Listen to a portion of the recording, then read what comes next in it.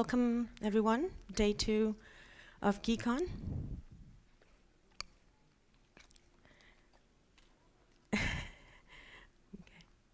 I'm Monica Beckwith, and today I'm going to talk about first garbage collector. So I think most of you already know that's why you're here, but just to give a little background, first garbage collector was introduced in OpenJDK hotspot in Java 7, update 4. And since then, a lot of performance improvements have been made to the garbage collector. One of the reasons why I think this talk may be important to many of you is because G1 GC, as we call it, is going to be the default collector in JDK 9, in OpenJDK 9 as well. With this presentation, I will first introduce first garbage collector and the kind of the differences, and then probably give some examples of how to tune it and why you would do how you will establish the thresholds and why you would choose something over the other. How to prioritize tuning. Okay, a little bit background about me. I am a Java performance engineer. I've done Java JVM garbage collection performance engineering for more than a decade. Right now I'm independent. With the first company, that's where I do all my consultancy. The second one is a joint training courses between me and Kirk Pepperdine. We do that. We called Extreme Performance Experts because we could pick any name we wanted, so that's what I picked. Prior to all this, and one of the most important reasons why I can give this talk is I was a garbage collector performance lead at Oracle. So I have seen it evolve, and I worked with performance of G1 GC for a long time. And that's all that's pertaining to this particular talk. Eventually I can tell you more about myself if you're interested after this, but this is all that's pertaining to this. So like I said, agenda is very simple. Let's understand first what's G1 GC, how it's different. So there's some phases that I'll talk about. I'll talk about the concept of regionalized heap, which is new to anybody that has been working with hotspot garbage collectors. And then some additional data structures as well. And then we'll get into tuning. And it seems a lot of information here, and it is a lot of information. But my goal is not to intimidate you, but trying to classify tuning information based on different aspects of G1 GC. So taming mixed collections, tuning based on the components of a G1 GC pause, then something known as Humongous Objects, which we'll talk about, and how to tame fragmentation, evacuation failures, and eventually. So the reason I've listed all this is because if you think of it this way, then you don't get overwhelmed with the concept of tuning a garbage collector, especially something like G1 GC.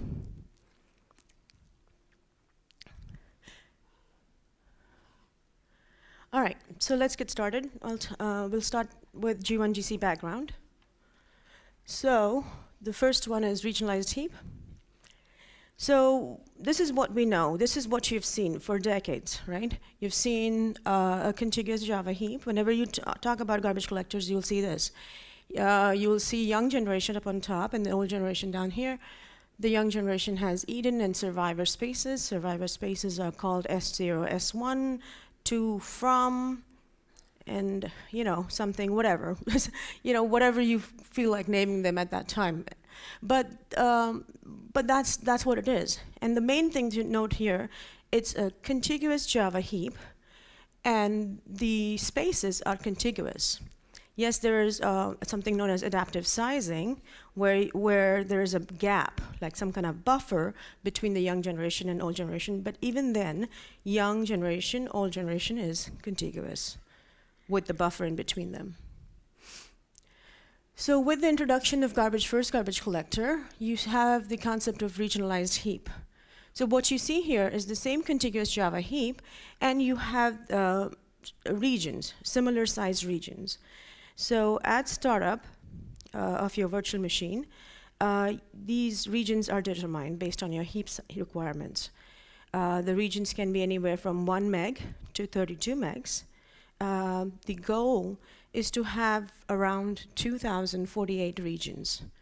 So, and then all regions are the same size, and they don't change, at least not yet, as your application runs, you know, with the time of your application. And with G1 GC, it's very simple. Either a region is free or it's non-free, okay? Now, the non-free region could be any of these. It could be a young region, basically that region that contains objects in what you know as young generation. Old region, regions that contain objects in the old generation. And there's something new that we haven't talked about with respect to other GCs and hotspot. It's called humongous regions. And for now, let's just mention that humongous regions will contain humongous objects, and I'll talk about humongous objects shortly. So if I had to add color to it, this is what it'll look like. So again, free regions and occupied regions, and they can be either Eden or survivors or old or humongous. And you see, they don't necessarily have to be contiguous. That's the point here. So let's get started with what are humongous objects.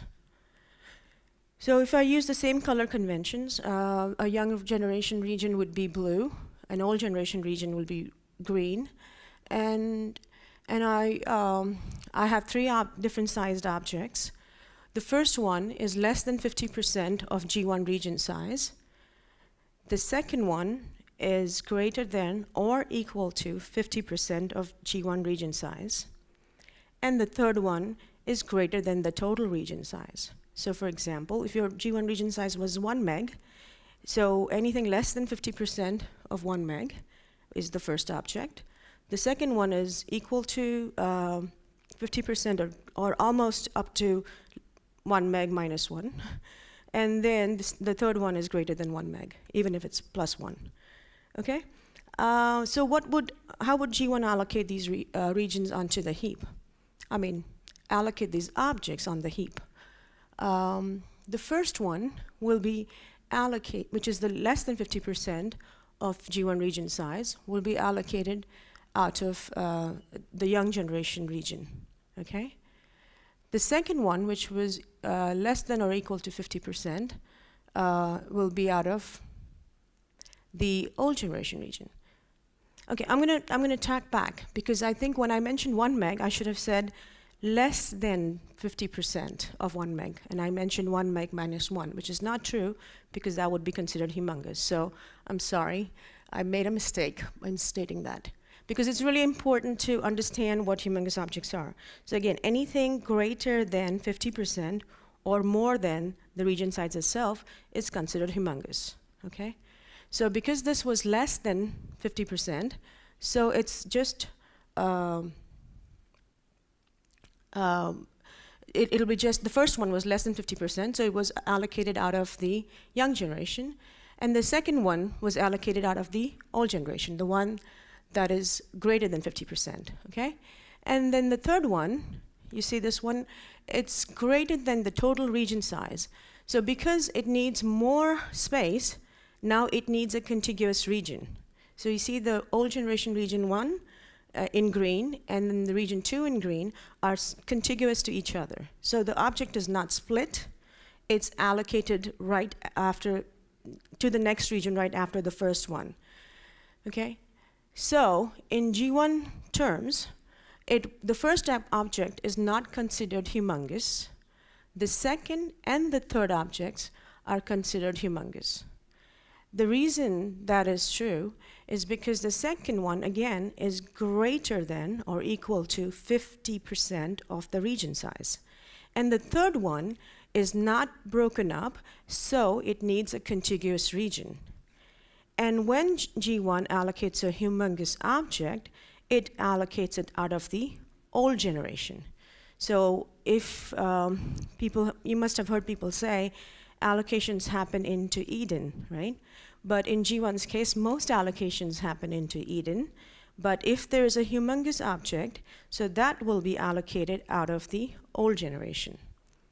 Okay? And this is very important because, and we'll talk about it when I'm talking about fragmentation and other things, because people do not consider the humongous object requirements when they're sizing their old generation. So when you're thinking about your live data set, if you do not consider humongous objects, then you may have issues and you may face promotion failures. Okay. So now that we know about humongous regions, so basically I'm starting with introducing concepts and then we'll look at how to tune everything. So there's something new with G1. Those are called collection sets. So in its simplest form, collection set is basically a set of regions that will get collected. All right? So when somebody tells you about, with respect to G1 GC, a young collection set, basically, it contains all the young regions. Now, the concept of collection with respect to young generation and old generation is similar. So collection is trying to compact, like moving, copying collection, with, as you may know, with throughput collector or with CMS, young generation. So for most OpenJDK hotspot GCs that are generational, actually all GCs that are generational in OpenJDK hotspot, the young generation is collected in its entirety. So when we talk about young collection set, it will always contain all your young regions. So it's not incremental. The incremental concept that is introduced with respect to G1 GC is only applicable to the older generation. And we'll talk more about that. Now, there's something known as mixed collection set. So when your collection set has all of the young regions and a candidate few old regions, that's what is called a mixed collection set. So how do we know what regions from the old generation should we incorporate in our collection set, in our mixed collection set? So the basic principle is regions that have the most garbage, and hence the name. G1 GC is called first garbage collector because it collects regions with most garbage first. So garbage first is, anyway, so that's the name. All right, so let's look at these collection sets in more detail. So again, blue is your young generation and green is your old generation. So here we see 3 regions. We have 2 Edens and 1 survivor. And so all of those will be your young collection set, right? When you have a young collection. During a mixed collection, again, all your young regions will be a part of the collection set, and there will be a candidate few. So even though you see 4 regions here that are that contribute to the old generation, but G1 algorithm determined that these 2 regions have the most garbage, so they are added to the mixed collection set.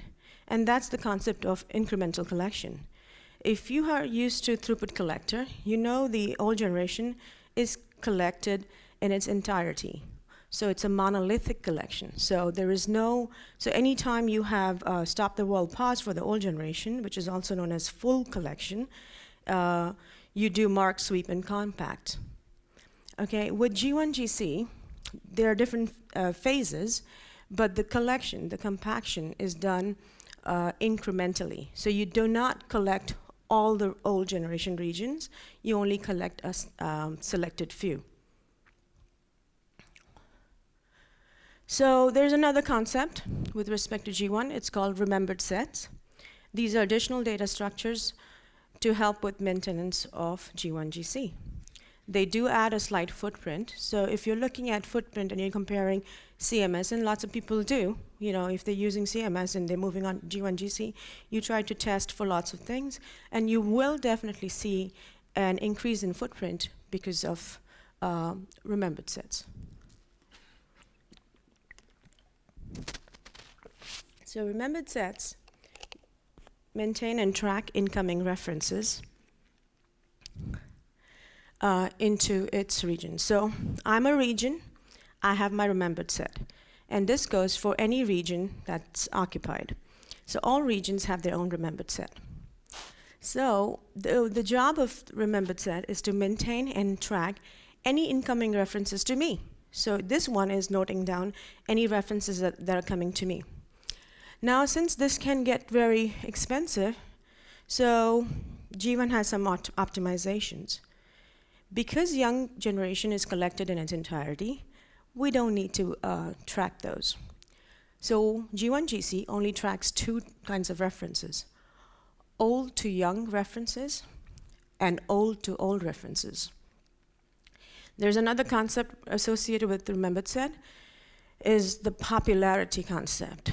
So if I'm a region and the objects that I house are very popular, so there are many incoming references to it, then the granularity of my remembered set will change. It'll get denser. If only one object has multiple incoming reference, again, I'm a popular region, so again, the granularity of remembered set will change. And for now, I'm just gonna leave it there. I'm not gonna talk more about that. But if you're interested in tuning remembered sets, you will need to know about coarsening and all those things, but it's kind of outside the scope of this talk. So, this is a figure, and the reason it looks different is because I did it once a couple of years ago for my book, so I just copied it. I'm sorry, it doesn't match the fonts and the graphics of the previous ones. So what you see here are multiple regions. 3 of them are free, and 3 of them are occupied. So in this particular case, region X and region Y and region Z are the occupied regions. Region X is a young region. Regions Y and Z are old regions. And you can see multiple incoming references to them. So each of those occupied regions have their own remembered set, as you can see. Our set for region X, our set for region Y, and our set for region Z.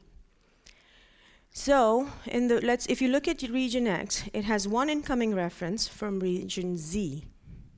So since region Z is an old region, so basically this incoming reference becomes an old to young reference. Hence, it's a valid thing for the remembered set to track it. Okay? So that's why you see that the remembered set is tracking region Z. Now, if you go to region Y, it has one incoming reference from region X. But since region X is a young region, remember, because we collect young generation in its entirety, we don't need to track that. So you'll see that the remembered set for region Y is empty. Region Z has two incoming references, sorry, and one coming from region X and one coming from region Y.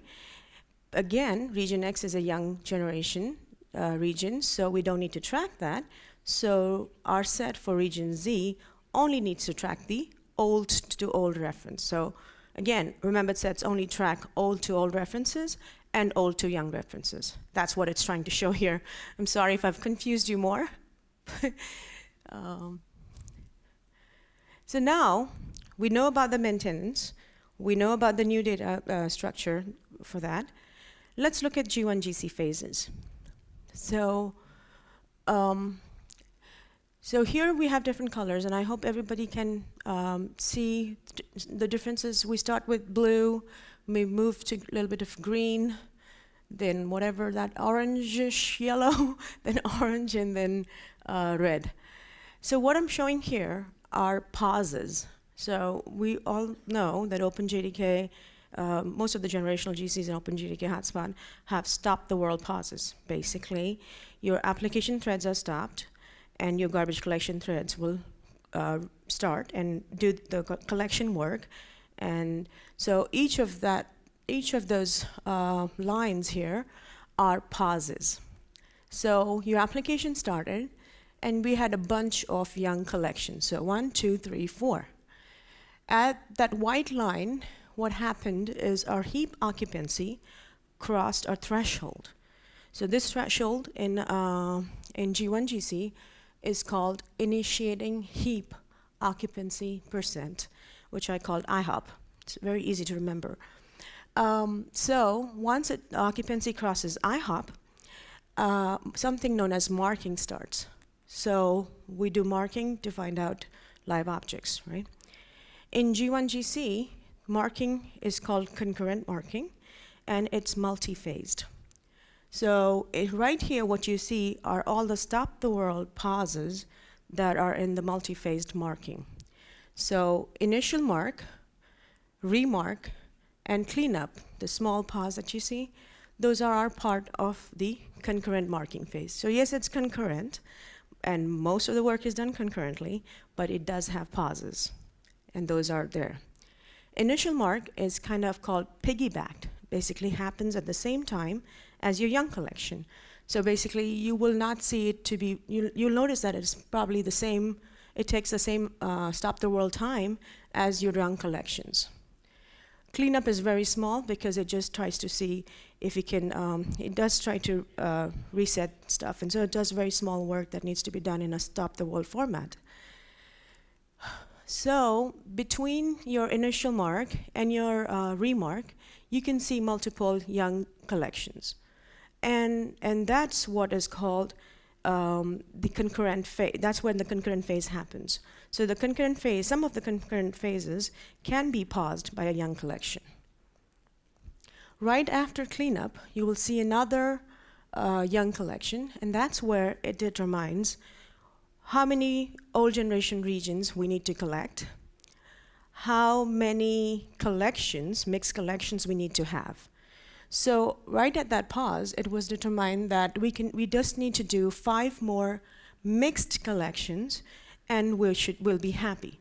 So G1 GC has multiple criterias on which it does prediction to know how many incremental collections we need. So the entire thing that we did from initial mark up until cleanup was trying to figure out the liveness and the how much garbage we have. And then we can collect those. So the mixed collections that you see here are incrementally collecting your old generation. Because remember, every collection collects young generation in its entirety. So your young generation will always be collected. What is changing here between those 5 are the number of old generation regions that are being collected. Young generation regions always are collected. Okay, I'm too far away. No, it's okay. So a young collection, let's start with that. This is the same figure that we are used to by now. And then we spoke about the collection set, right? So that's your young collection set. During a young collection, the live objects will be moved to different regions, and some of them will be survivor objects, and some of them will get promoted. So what you see here are that some got moved to the survivor region, and some got promoted into the old. Again, the concept of promotion is similar to what you're used to. Objects age, they have an age threshold. Once the age threshold is crossed, the objects get promoted. And that's kind of like the reason we have generational heap.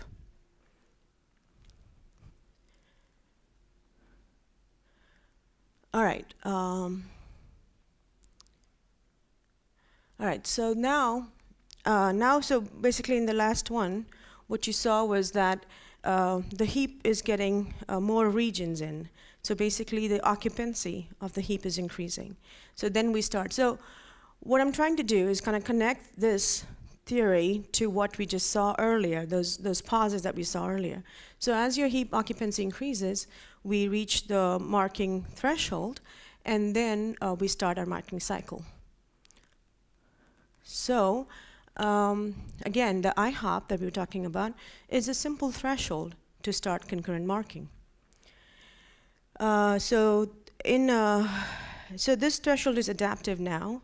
Previously it was at a fixed value of 45%, and it's based on the total heap size. So if you wanted to change it, you would use that entire command line and set your desired percentage. The reason I mentioned concurrent GC threads here is because these are important. So it's important to know that it starts the concurrent marking phase. So concurrent marking phase needs concurrent GC threads. What that means is that your application threads are running and your GC threads are running along with your application threads. So the concept of you can increase your concurrent GC threads, but remember, you are taking away something from your application threads. If you decrease it, then the concurrent marking will go on and on and on for a longer time, and we'll see examples. But this is a very important option when we're talking about concurrent phase. All right, so the concurrent marking stages. Okay, so this is what we saw. We saw that initial mark, remark, and a part of cleanup, these were stop the world. So what we didn't see were root region scanning and concurrent mark and part of cleanup, which happens concurrently.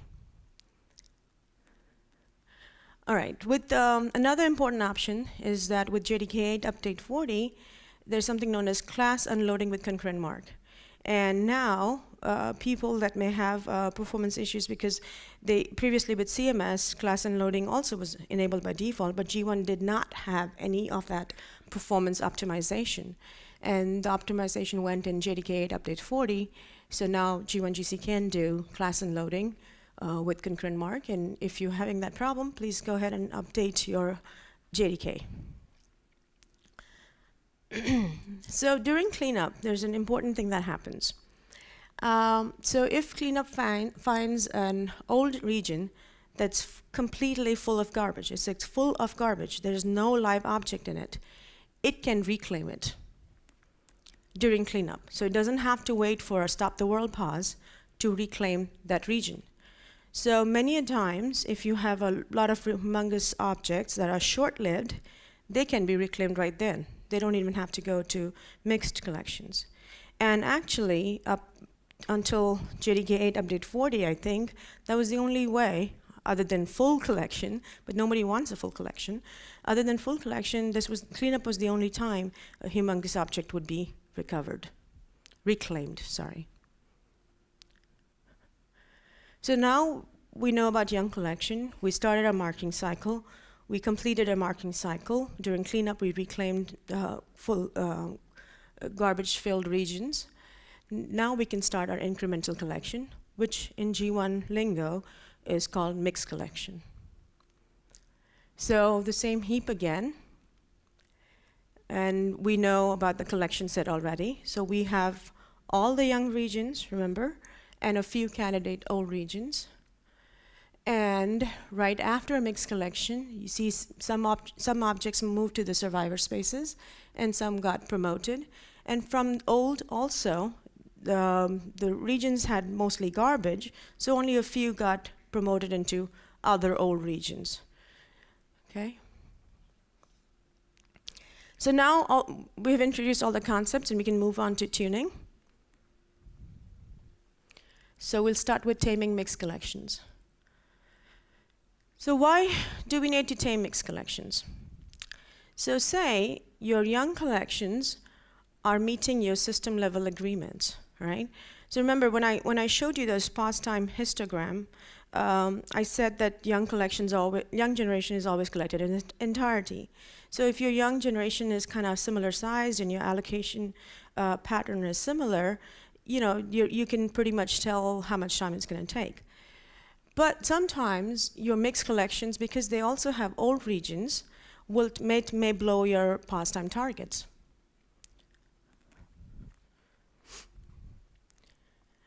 And then how can they do that?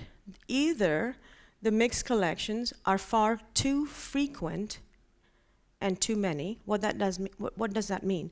So the mixed collections are happening right next to each other, or the mixed collections just cross your pause time target. So if you have a target of 200 milliseconds, mixed collections are going to 250 or 300 milliseconds.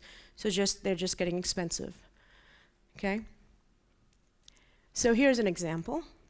I hope everybody can see the different colors. So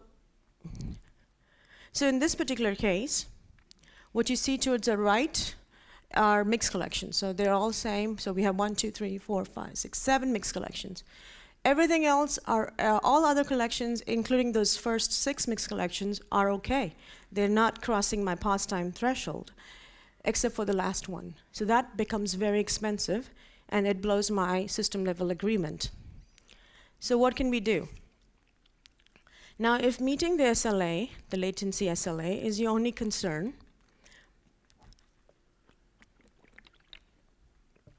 we can divide the expensive collection further into smaller, inexpensive collections. Remember, we had already 7 collections. There is a limit. You know, most of the tuning in G1 GC is based on thresholds, but you can change the limit. So what I'm suggesting here is that please divide those into smaller, inexpensive regions. So increase the number of mixed collections that you can have. So, so how do we do that? So let's look at the limits. We have, the blue shows the lower limit, and the green shows the higher limit. So the lower limit is basically called minimum number of all regions to be included in the mixed collection set. So if I want to include X regions, so remember I was talking about mixed collection set. The only thing that changes with mixed collection set are the number of all regions in each of them. So that's what determines, that threshold determines the minimum. So at every mixed collection, those are the minimum number of all regions that can be there. And similarly, there's a maximum number of all regions that can be there. So every mixed collection will have minimum and maximum thresholds. So to change the minimum threshold, this is the option. It's called G1 Mixed GC Count Target. To change the maximum threshold, the option is really, it's a really long name. G1 Old C Set Region Threshold Percent. Okay, and I'll explain what those are too. So now we have already decided that we want to change those thresholds to make sure that we have more mixed collections. Now that we have decided that we want that, what if my GC overhead was high? Okay, so my GC overhead is high, but I know that I have room in my heap. So my occupancy is not too bad, right? You can remove expensive regions from your collection. So I have expensive regions. I know I have expensive regions, but I don't want to divide that, and I don't want to increase my overhead, GC overhead. So why not just remove it? Because I can afford that. I have heap enough to spare, so it's called the spare. When you look at an occupancy of a heap, you can determine your live data set and your humongous regions or whatever, and then you know you have a little bit of headroom. So why not just leave those expensive regions there? Okay? So how do we do that? So in order to eliminate expensive old regions from mixed collections, you could do that based on the liveness. Remember, G1, the whole concept is most garbage first. So if your region has more live objects, there's a cutoff. You can decrease the cutoff. So again, it's a threshold. And you could also eliminate expensive old regions towards the end of the array. So what that means is that when G1 does, remember we were talking about the phases, we talked about cleanup and then there's a pause after that. What G1 does is arrange regions based on their liveness. So regions that have most garbage, which are the simplest to collect, easiest to collect, are at the lower end, and the regions that are more expensive are at the high end. So it's an array, sorted array. So this is the option to eliminate expensive old regions. Remember, liveness threshold percent is what it is. Simple, mixed GC live threshold percent. So I think the default is probably 65 or 85. It was recently changed, so it may be 85 now. But you can change that. You have more heap, you don't need to collect expensive regions. So you can drop it to 65, for example. So any region that has liveness over 65 will not be included in collections. So it won't be expensive at all. What about G1 heap waste percent? Basically, your total heap has also a buffer. It says, so in order to not collect expensive regions, your total heap, you can say, I'm okay wasting 5% of my heap. Basically, I have enough heap. I don't need you to collect expensive regions. So there's that option there. So now we have already looked at mixed collections, and we know how to tame it. We have the minimum and maximum threshold, and we know how to eliminate expensive regions, okay?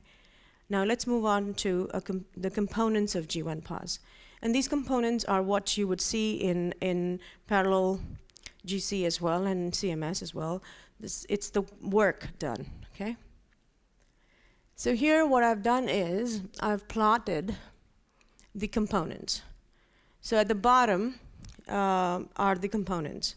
In this particular, for this particular presentation, I'm not going to go into details, but know that all these Stop the World collections have a parallel phase and a serial phase. During the parallel phase and serial phase as well, you could employ multiple garbage collection threads. But what I wanted to highlight here are that the serial phase happens only after particular tasks are done, okay? So what is important to know here is that most of your time, most of your work, garbage collection work, should be spent in copying, right?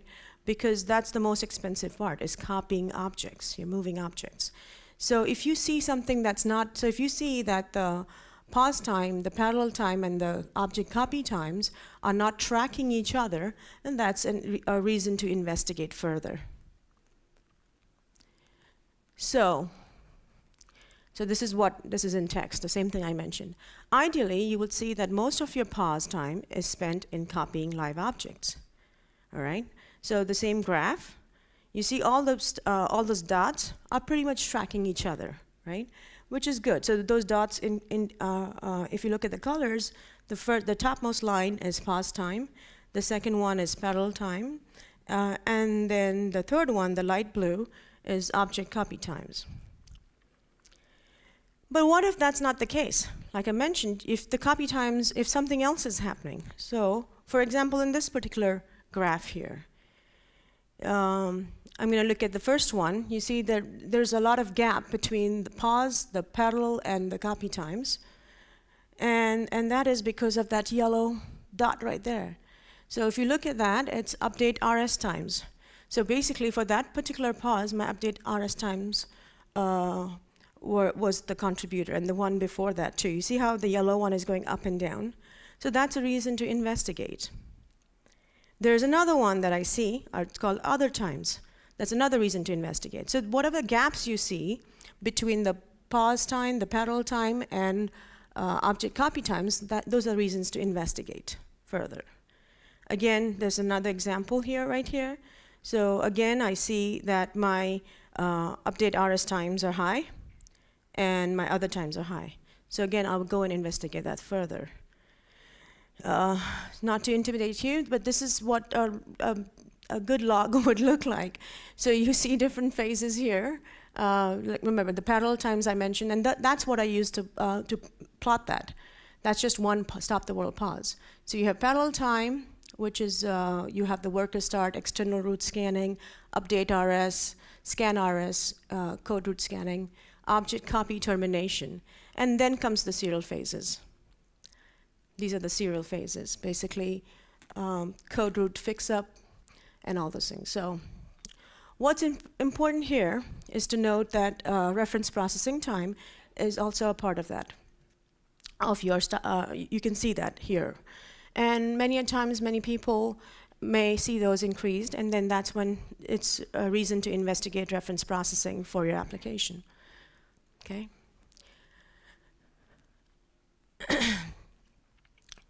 So another thing is, so let me go back here. So what you see here, every pause has minimum, every tag has a minimum, average, max, difference, and sum. So what do you plot, right? So I plot the maximum, okay? This is the plot that's showing the maximum times. And if I plotted the average, see, you wouldn't see that yellow craziness, right? The update RS times is fluctuating so much. But if I just did the average, then your yellow looks beautiful. It's like straight line and there's no problem at all. So again, how do you investigate things is by looking at the worst case examples, right? When you're investigating latency, make sure you're measuring the worst ones. Okay, so we have 10 minutes. So I'm going to talk about humongous objects, okay? So ideally, humongous objects are few in number and short-lived, so they can be reclaimed further, and you can reclaim your space, because old generation is prime real estate, right?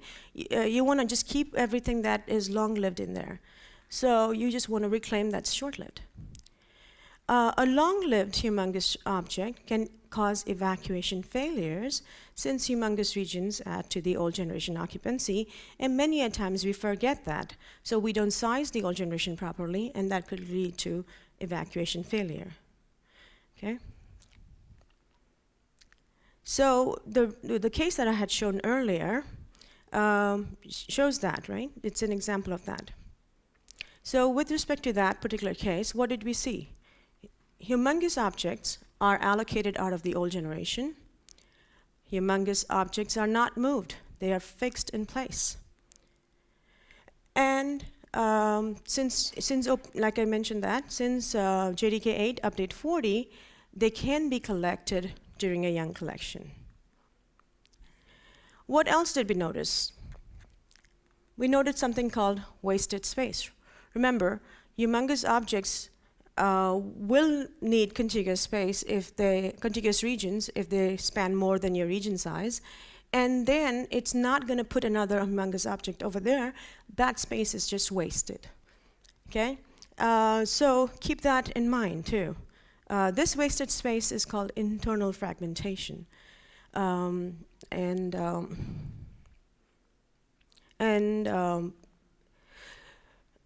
you could have evacuation failures because of that, because we didn't think about that, because of how much space we are wasting, right?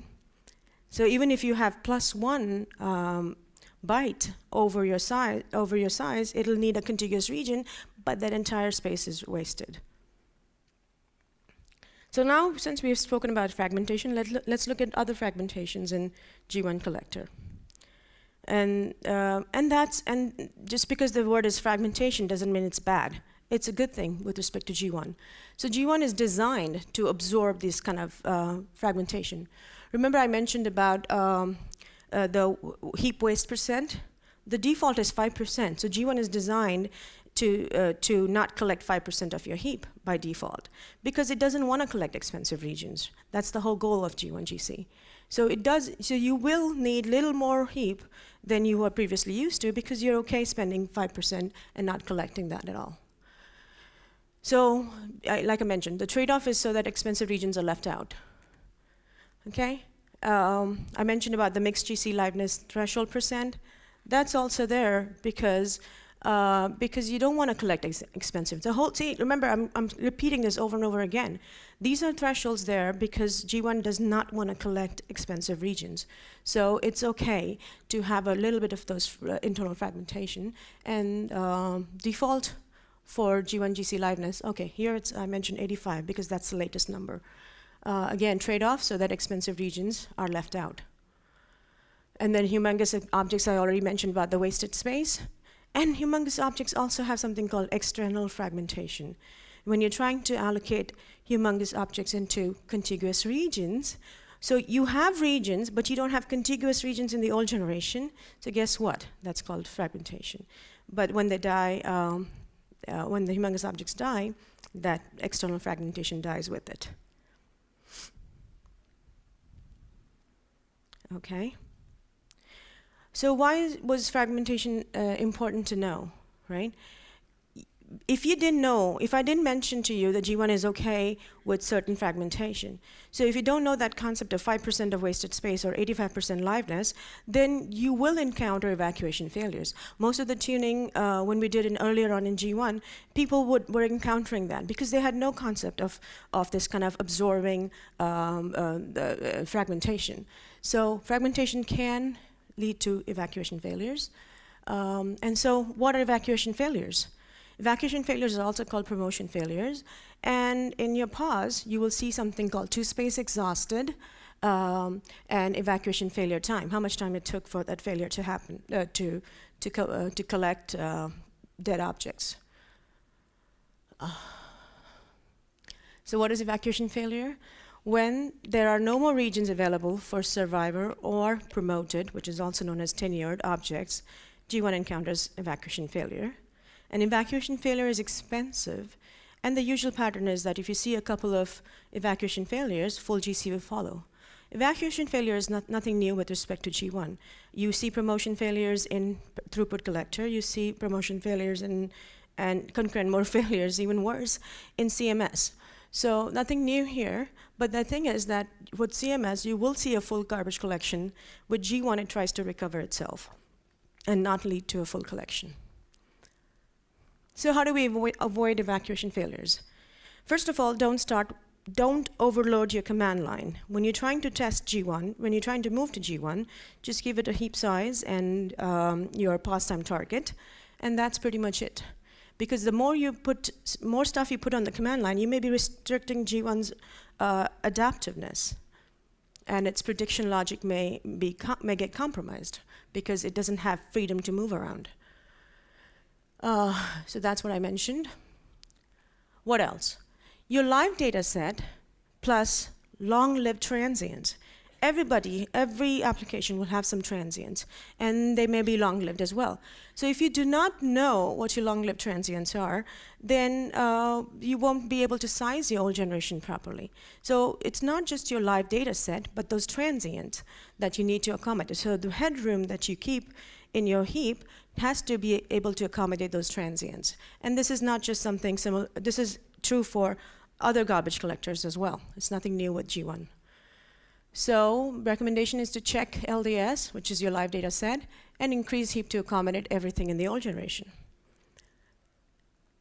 The third point is your IHOP, your marking threshold could be the issue.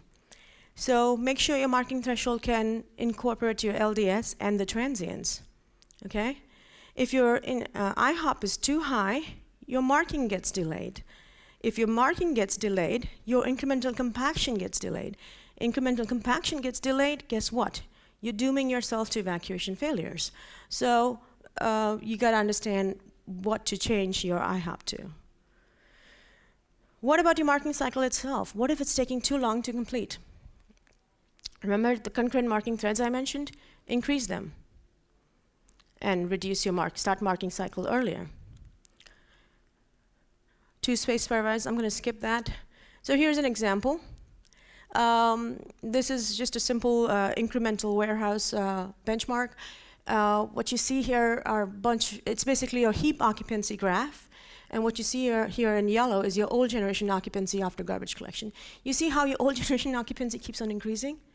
That's peculiar, right? What's going on? Why am I having so many promotion failures? All right. Yes, I tried to mess with changing the regions, the heap sizes and trying to accommodate everything like I just mentioned, but this is still not working.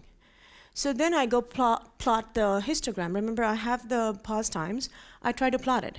So you see a yellow initial mark right there, right? In between those big red lines, right? There's a yellow initial mark. But do you see a remark anywhere? Do you see cleanup pause anywhere? No. What happens next, right after all those young collections, is a two-space exhausted failure. So basically, that's your promotion failure.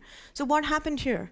My marking cycle never completed. It wanted to start a marking cycle, but it never could complete because either I didn't have enough concurrent marking threads or it's just filling up too fast. So basically, I started marking later, and G1 couldn't do complete collections. So this is when So when I have to investigate these kinds of things, I enable something called print adaptive size policy, and this is what you see. So these are the indicators telling me, the ones in red, that's what is telling me that I have a problem, and G1 could not change its region size because I have other issues, so sizing issues and stuff like that. So after I increased, in this particular case, I increased the concurrent marking threads, and look how comfortably I can collect my old generation. Because I'm increasing the warehouse, of course, there's going to be a threshold where it crosses, so I just probably also could have decreased my threshold in the first one. But the point being that look at your histogram, look at your occupancy, basically, and that's how you'll figure out how to tune it. Allocation and promotion rates are nothing new. This is true for all garbage collectors, and I'm kind of out of time. But something important to see in this particular example is how the promotion rate is tracking your allocation rate. Okay, and there's a spike in allocation rate, and that unfortunately for CMS was just too much. So if you see CMS, the old generation occupancy in yellow, goes way up there, and then it goes down because that's where you had a concurrent mode failures and full garbage collections right there. So because the promotion rate was closely following the allocation rate, CMS couldn't keep up, and it gave up, and it's called losing the race, and eventually there was concurrent mode failures because of that. Okay, that's all I have for today. Thank you guys for coming. And if you have questions, I don't know if you have time, but I can always answer them later on as well.